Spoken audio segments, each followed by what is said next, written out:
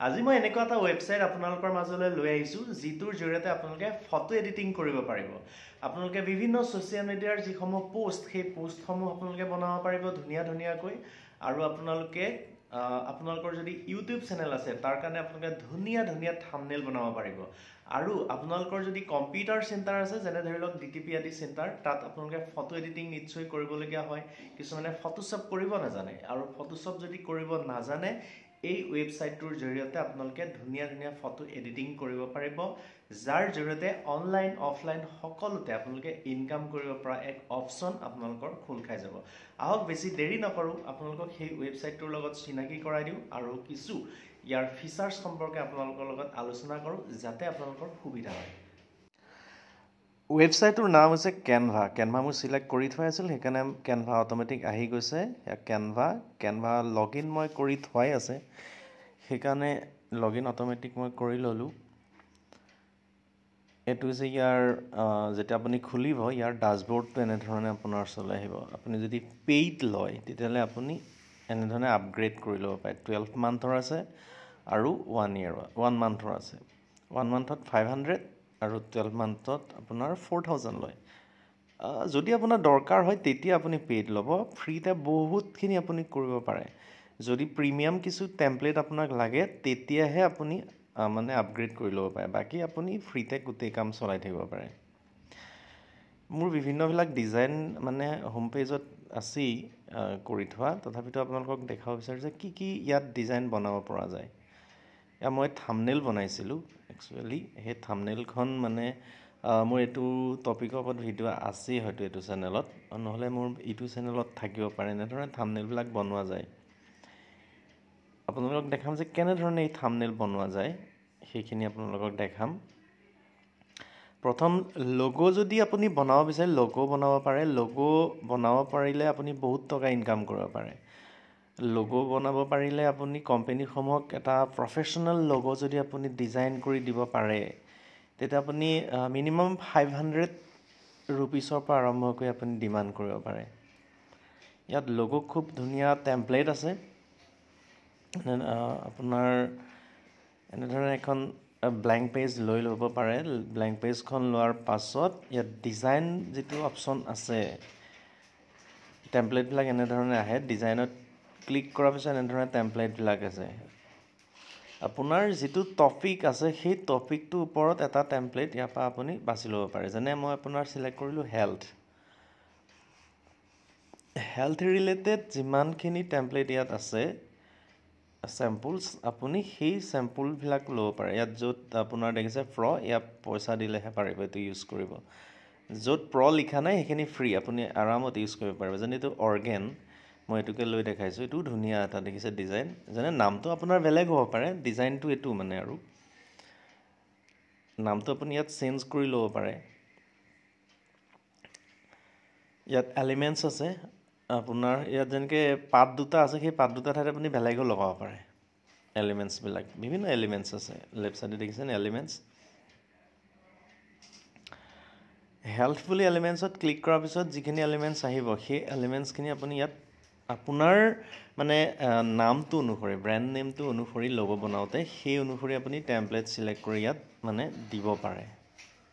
ইয়াত যেনেকৈ গ্ৰীণ দুটা পাত আছে তাৰ ঠাইত আপুনি বেলেগ লগাব পাৰে। আপোনাক যিটো প্ৰয়োজন হয় সেইটো লগাব পাৰে।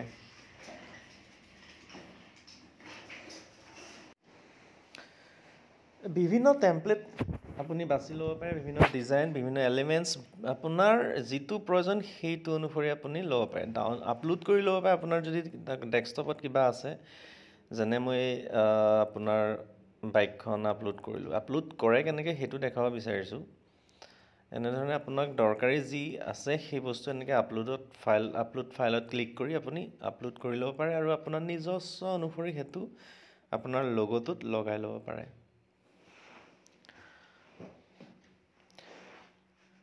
এতিয়া আহক ইউটিউবত কেনেধৰণে ইউটিউব থাম্বনেইল বা ইউটিউব শ্বৰ্ট আদি কেনেধৰণে বনায়। প্ৰথম আপোনাক দেখাওঁ ইউটিউব থাম্বনেইল বনাবলৈ, যিটো মই প্ৰথম আপোনাক দেখাইছিলোঁ মই কেনেকৈ বনাইছিলোঁ। ইউটিউব থাম্বনেইল ক্লিক কৰিলে দেখিব ইয়াত 17,698টা আপোনাৰ টেমপ্লেট আছে। তাৰ ভিতৰৰ পৰা আপুনি চিলেক্ট কৰি উলিয়াব লাগে আপোনাক যিটো প্ৰয়োজন টেমপ্লেট মানে কি ৰেডিমেড এটা ডিজাইন আপোনাক বনাই থৈ দিয়ে থাকে তাত জাষ্ট আপোনাৰ নাম টাইটল আদি আপুনি চেঞ্জ কৰিব লাগে আপোনাৰ যিটো প্ৰয়োজন হয় তাত যিখিনি লিখা থাকে সেইখিনি হয়তো আপোনাক প্ৰয়োজন নহ'ব পাৰে তাৰ ঠাইত আপোনাৰ নিজৰ লিখাখিনি এড কৰি দিলে হ'ল টেমপ্লেট চেম সেইটোৱে ৰখাব পাৰে বা আপুনি অকণ ইটো সিটো আপুনি চেঞ্জ নিজৰ মতে কৰি ল'বও পাৰে ইয়াত টেমপ্লেটবিলাক আছে আপলোড ফাইল মই প্ৰথম যেনেকৈ কৈছোঁ তাত আপুনি নিজস্ব আপলোড কৰি ল'ব পাৰে আপোনাৰ ৰিকুৱাৰমেণ্ট অনুসৰি পেলাই ইউটিউব শ্বৰ্ট কেনেকৈ বনায় ইউটিউব শ্বৰ্টটো সকলোতকৈ পপুলাৰ ইউটিউব শ্বৰ্ট ইয়াত খুব ধুনীয়া ধুনীয়া ইউটিউব শ্বৰ্ট বনাব পাৰে ইউটিউব শ্বৰ্ট টেমপ্লেট 20,000 আছে 20,000 টেমপ্লেটেই আছে দেখিছে যেনেকুৱাই যিটো টপিকৰ ওপৰত লাগে তেনেকুৱা ধৰণেই আপুনি বনাব পাৰে এনেধৰণে আপুনি ল'লে লৈ পেলাই এটা আপোনাৰ এনেকৈ ব্লেংক পেজ এটা আহি ল'লে লোৱাৰ পাছত আপুনি কি কৰিব লাগিব চাই থাকক মই দেখাই আছোঁ আপোনাক এইটো ব্লেংক পেজ আহিছে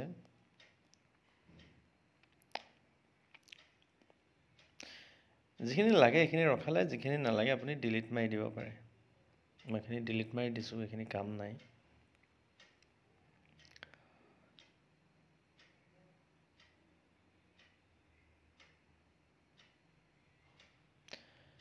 এলিমেণ্টছত আহি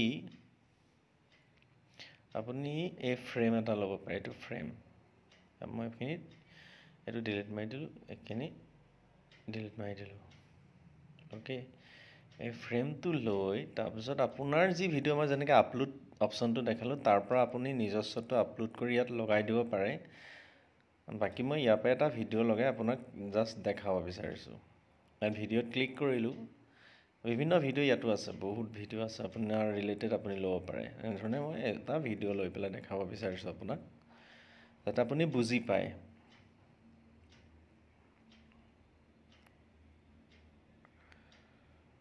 এনেদৰে ভিডিঅ' আপুনি লগাব পাৰে আজিকালি যিবিলাক ৰীল বনায় ৰীলবিলাকত যিবিলাক টেক্সট লগায় ওপৰে তলে সেইবিলাক চব ইয়াতে ধুনীয়াকৈ এডিট কৰি ল'ব পাৰে এনেধৰণে অলপ মই মিডললৈ আনি ল'লোঁ মানুহগৰাকীক তাৰপাছত আপুনি টেক্সট লগাব পাৰে টেক্সট লগাবলৈ হ'লে কি কৰিব লাগিব আপুনি এলিমেণ্টছত অলপ আহিব লাগিব এলিমেণ্টছত আহি ব্লেংক আপোনাৰ এখন লাগিব মই বিচাৰি লওঁ ৰ'ব এনেধৰণে শ্বেপ এটা লাগিব ব্লেংক শ্বেপটো ওপৰত দিওঁ তলত দিওঁ তলতে দিওঁ এনে ডাঙৰ কৰি ল'লে যিটো চাইজ আপোনাক লাগে সেই চাইজত ইমানটো চাইজতেই থাকে আচলতে মানে ৰীলবিলাকত লিখাবিলাক তলে পৰে মই সিমানটো চাইজেই লৈ লৈছোঁ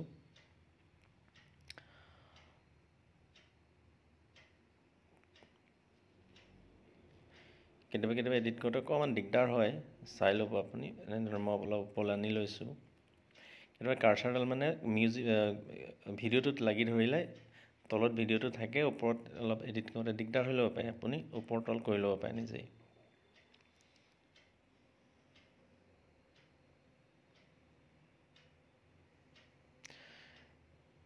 কালাৰ বিভিন্ন কালাৰ আছে আপুনি বিভিন্ন কালাৰ আপোনাৰ নিজৰ প্ৰয়োজন অনুসৰি আপুনি চেঞ্জ কৰি ল'ব পাৰে মই য়েল্ল' কৰি লৈছোঁ তাৰপিছত ইয়াৰ পৰা টেক্সটৰ বিভিন্ন আছে ফ্ৰণ্ট আপোনাৰ নিজস্ব ষ্টাইল আপুনি নিজে ইউজ কৰি ল'ব পাৰে এনেকুৱা এটা লিখি লৈছোঁ মাই ষ্টাইল এটা দেখাইছোঁ আৰু আপোনাক লিখি পেলাই জাষ্ট ডেমো টাইপ তললৈ অলপ আনি ল'লোঁ তললৈ আনিলোঁ মিলাই ল'লোঁ অলপমান তললৈ আনি লওঁ অ'কে এতিয়া ভিডিঅ'টো অকণ ডাঙৰ কৰি দিলোঁ ডাঙৰ কৰি দিয়াৰ পিছত হৈ গ'ল এইটো আৰু এইটো ভিডিঅ' হৈ গ'ল এনেধৰণে এডিট কৰি এনেধৰণে আপুনি আপলোড কৰি থাকিব পাৰে ধুনীয়া ধুনীয়া শ্বৰ্ট ইয়াত ধুনীয়া ধুনীয়া বনাব পাৰে মই ইন ফিউচাৰ আপোনালোকক দেখাম কেনেধৰণে জেনেৰেল নলেজবিলাক আপুনি বনাব পাৰে ইয়াত জেনেৰেল নলেজবিলাক ধুনীয়া ধুনীয়া বনাব পৰা যায় যিবিলাক আজিকালি কম্পিটিটিভ এক্সামবিলাকত যে আহে সেইবিলাক মই আপোনাক দেখাম কেইদিনমান পিছত নেক্সট ভিডিঅ'ত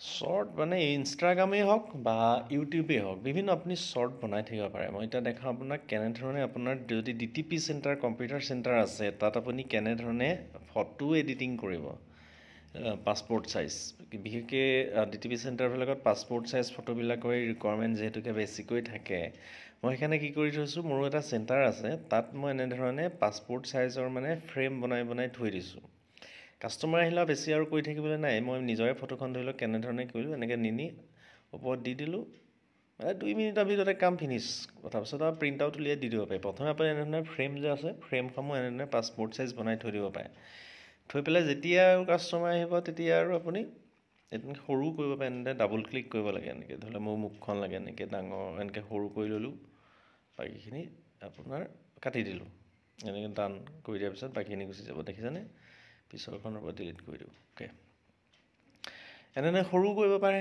মই জাষ্ট ডাঙৰখন দেখাইছোঁ কেনেকৈ পেষ্ট কৰিবলৈ ওপৰত